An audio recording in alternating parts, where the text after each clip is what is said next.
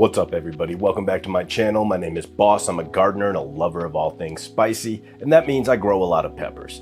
So today I am getting ready to pot up all of my seedlings. I have 165 pepper seedlings that have to be potted up. It's going to be a long day. Might not even get them all done today. We'll see. But I thought I'd share with you my process, the tools, the techniques that I use to make this as easy as possible. If you've been following along with my other videos, you already know how I start seeds, how I thin them out, and really I'm just building on that. So you'll see I've got everything laid out here. I am going to be using a new potting mix this year, to me at least, the Happy Frog from Fox Farms. So I've heard nothing but good things about this potting mix. I thought, why don't I give it a try this year? I got 6 cubic feet of it, I think. I can tell right off the bat this is a very different type of soil than what I'm used to. It is free of any twigs and wood, right? Which comes in a lot of your store brand, Stay Green, Miracle Grow, all that kind of soil. You're gonna get a lot of twigs and wood, and there's virtually none here. And what's in here is soft and ready to decompose the rest of the way and feed your plants, right? It's very dark in color. I'm sitting here holding my solo cup out of habit. Hey. Lots of perlite, great color, really light in texture, right? It's not heavy. It is dry, so I'm going to add a little bit of moisture before I get started, but this looks fantastic. It smells great. I'm excited to see how it goes. Now, I'm only going to have the plants in this fancy soil while they're in these 3.5-inch pots. I am not using this for my outdoor containers. Way too expensive for me there. I tend to reuse soil, re-amend it, add my compost, add some perlite. Good to go. I don't need this for outside, but for inside, and for this next roughly 6 weeks of their life, my plants are going to be in some pretty nice Happy Frog soil, and I'm excited to see how it works. Potting up. What is it? It's also known as uppotting, upsizing, transplanting up, whatever, right? But what we're talking about is taking your seedlings from these nice little seed starting cells and putting them into a pot that has more room for them to grow. I like to use these 3.5-inch square greenhouse, garden center, whatever type pots. They're very inexpensive. I buy them 100 at a time on Amazon. I get 2 to 3 seasons out of them when I take care of them. You'll see some of these are a little deformed, and the reason is I left them sitting out in the sun. And just being exposed to that intense southern sunlight here in Colorado, that was enough to melt these pots. So take care of your gear, it'll last a lot longer. So I did buy 100 more this year to start to fill in the gaps on some of them that were really bad. Stuff like this I can use, that doesn't hurt anything, right? It might not look as nice, but it's fine. You'll also notice that I have them all labeled, right? So A01, this tray that they're in, it's called the 1020 tray. It's because it's 10 inches long and 20 inches wide and whatever, right? Pretty simple, 1020. You hear somebody talk about a 1020, now you know what they're talking about. I get ones that are a little bit more heavy duty so that I don't have to worry about them being flimsy, right? And these pots are designed to fit 18 to a tray, to one of these 1020 trays. So I've got tray A, which is labeled, and then I've got A1 through 18. And this goes all the way through tray T right now. So that's the basic gear you need. Obviously you need the soil, like I mentioned, a potting mix, right? Elephant, some kind of watering can. I just love this thing. You're gonna need your seedlings, also labeled. If you've seen my system, you know that I know what is in each one of these cells based on the coordinates A, B, C, D, 1, 2, 3. I keep track of all of this in spreadsheets because I'm a big nerd, but it works well for me. There's never a question of what's in what, right? And I've already gone ahead and prepped my spreadsheet going directly in line. I'm doing A1 goes to A1, right? So I'm going tray 1 goes to tray A, starting at 1 and just going straight through my entire grow list as they are planted here. And then of course the other thing I'm going to need is space and light. I'm going from 12 plants taking up this little itty bitty footprint to 18 in each of these trays, right? So 1.5 of these trays goes into this tray. I'm going to have 10 of these trays that I need to make room for once I have everything transplanted. I don't know if they'll all fit in one layer in my tent, but I have shelves in there that I'm going to use with secondary lighting to try and kind of double decker everything, right?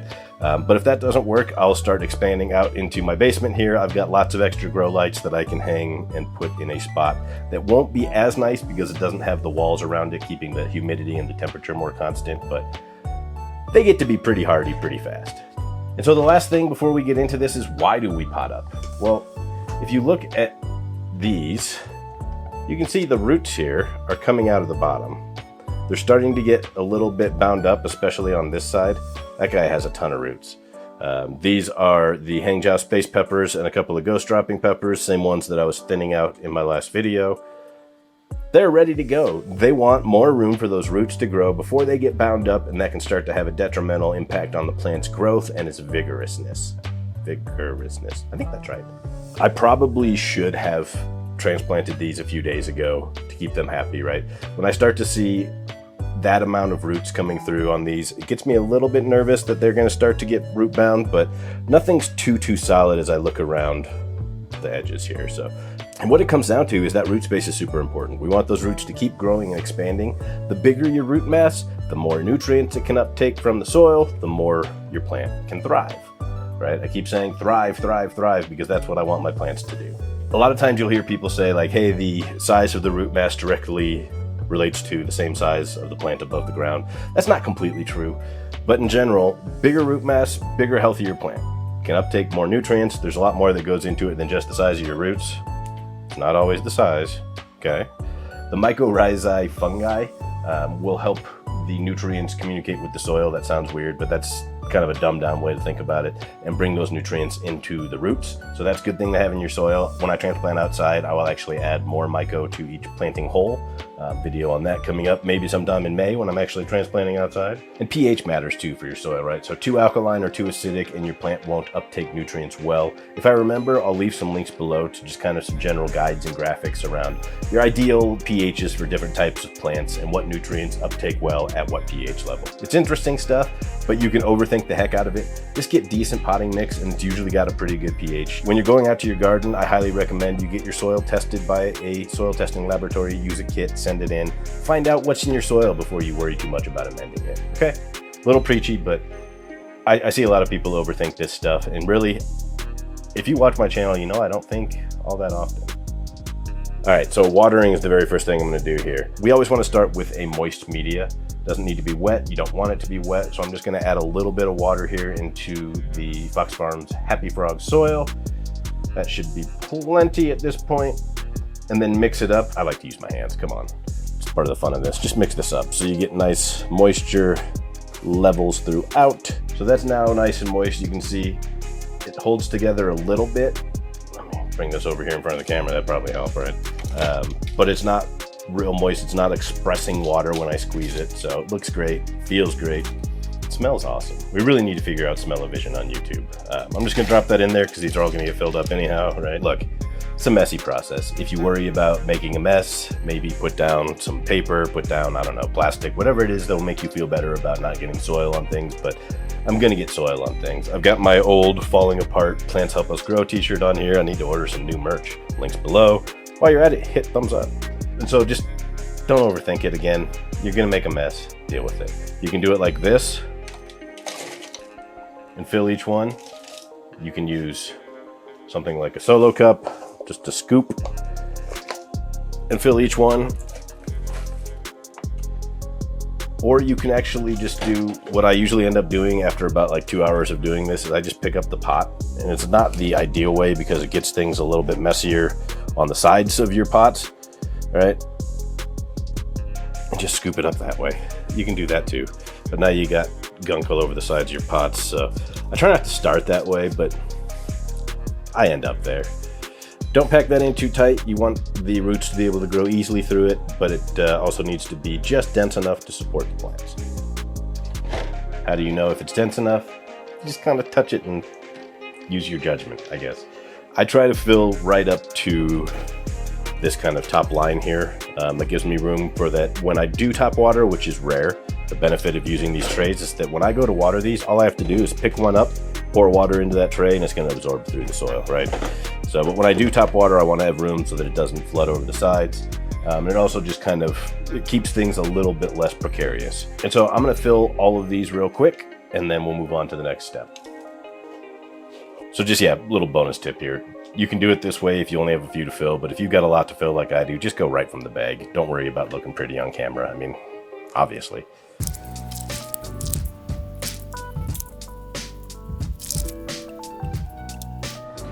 Okay, so I now have all 18 of these full. They are nice and moist. Look at my hand from that happy frog though, so that's a great sign, right? Great moisture level. You can see I don't have any big clumps on here. It's not wet, but it's sticking, giving me a nice, rich, earthy look. Why do I say these things? Much darker black than any of the other bag soils I've used. If these grow well, I might be a convert to the happy frog. At this point, we are ready to prep for transplant because I want to make sure I don't screw this up. I know you like looking at these labels. I'm gonna go ahead and turn this around so I can look at those labels and make sure I get my number 1 in the number 1 spot and my number 18 in the number 18 spot instead of doing that backwards. All right, those all settled back in so they're nice and even. They will slant a little bit and push each other around, so just keep on top of it and you'll be okay. Same thing here. I am going to start with my tray number 1. This has hanging jow 1 through 10 and the ghost droppings in it, and that's gonna go spots 1 through 12. And then I'll get 13 through 18 out of this one. And then I'm just gonna keep going through filling trays. This handy little tool I told you about has this end here with kind of a cone on it. You can use that to, say, poke some holes, right? I kind of like to start there. But if you just poke a hole, and do a little bit of geometry or something here, right? It's not as wide as a cell.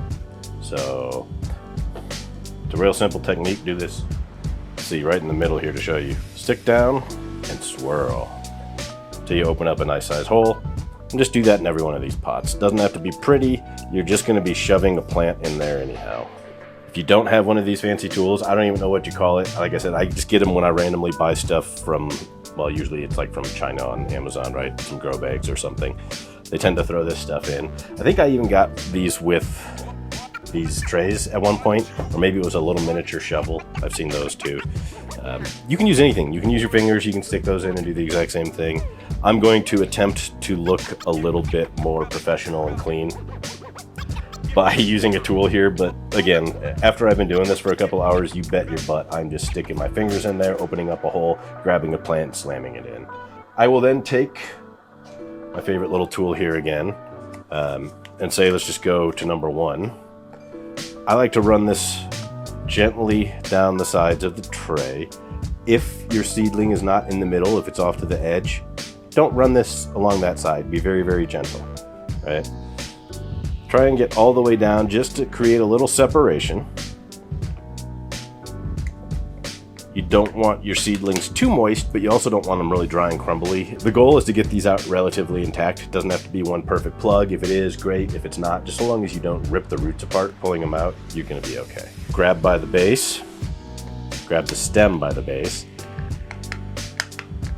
squeeze with your fingers around the base, and just gently lift. I use virtually no pressure there. I wanna stress that you can't rip these out or you'll do damage, but you can see that's a little bit scary looking on the bottom there. That was starting to spiral. That's really gonna need a little bit of help. So apparently I've been rambling too long. My camera hit its time limit for recording. Where were we? We've got our seedling here, looking good. I think at this point, all we have to do, grab our A1 pot here for plant number 1, goes in 1. And let's see, I'm just gonna gently drop it in there. Push that guy down, pack a little bit around it. If you need a little more soil on top, steal from another one if you don't have any in your bin. But this guy is ready to go. He looks so happy. He's planted, ready to go, hopefully ready to thrive. So that's 1. I'm gonna do this 18 more times. Grab the next seedling out of my tray, and in he goes to number 2. Not too tight. Again, we wanna make sure those roots are not facing barriers to growth. We wanna give them a nice porous, aerated soil, which that perlite helps with, and in it goes. So now I've got 2 planted. I'm gonna go fast motion and get the rest of these planted for you so we can take a quick look at one complete tray.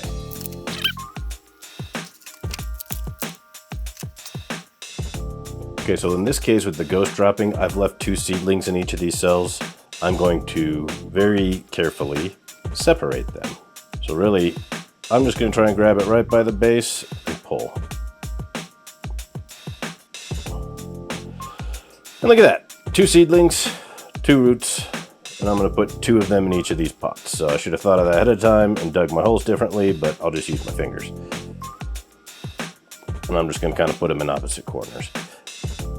Okay, so that's all of them in one tray. That's 18 plants. That took me about 12, 13 minutes, but I was also stopping to talk to the camera. You can usually knock out a tray like this in 7 to 10 minutes if you've done all your pre-planning. You don't have to stop and note what one went into each cell because I've already got that in my spreadsheet. It made it super easy for me.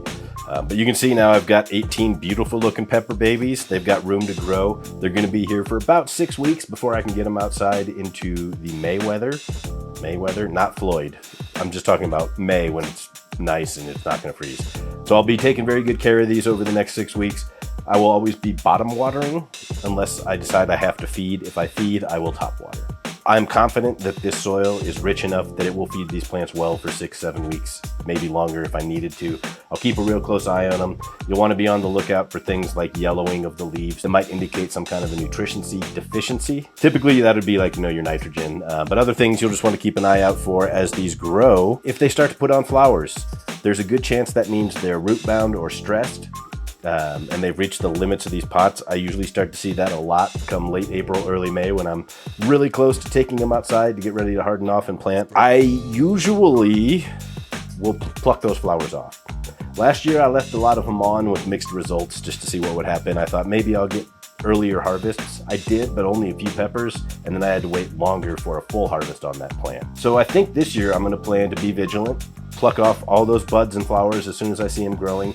I'm going to keep an eye on my roots. If I have to, I will pull one of these out and say, hey, is it too root bound? Is that the problem here? I try not to pot up again because I don't have space. Usually they're okay here. We'll keep an eye on them. But that's all there is to potting up. It's a very important step in growing healthy plants of any kind. Peppers, tomatoes are the ones that I'll be doing today, but any plant that you're starting indoors, you can't leave it in these little seed cells for too long or it won't be able to thrive. You want your plants to thrive. That's the theme of this year. We want our plants to thrive. You can buy these pots in, I think, 25, 50, or 100 packs.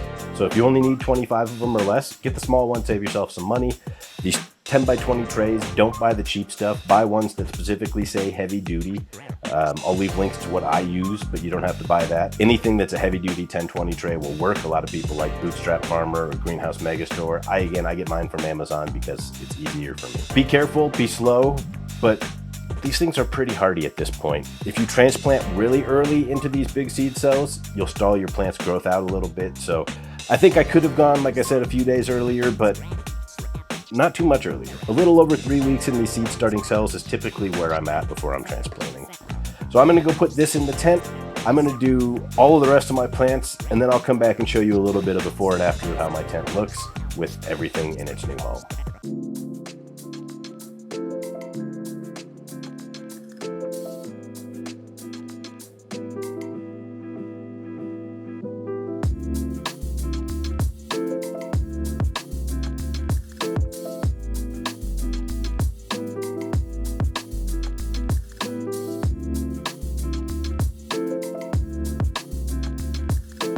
So you can see my tent looks awesome right now. I've found a way to fit things in there. Anything else that I'm transplanting will have to probably find another grow area around my basement, but I can make this work. I'm excited about the 2024 season. Thank you very much for watching. If this is helpful to you, or if you just want to be a nice guy or gal or anything in between, please hit the subscribe button, hit the like, and share this video with your friend. Have a great year, and remember, plants help us grow.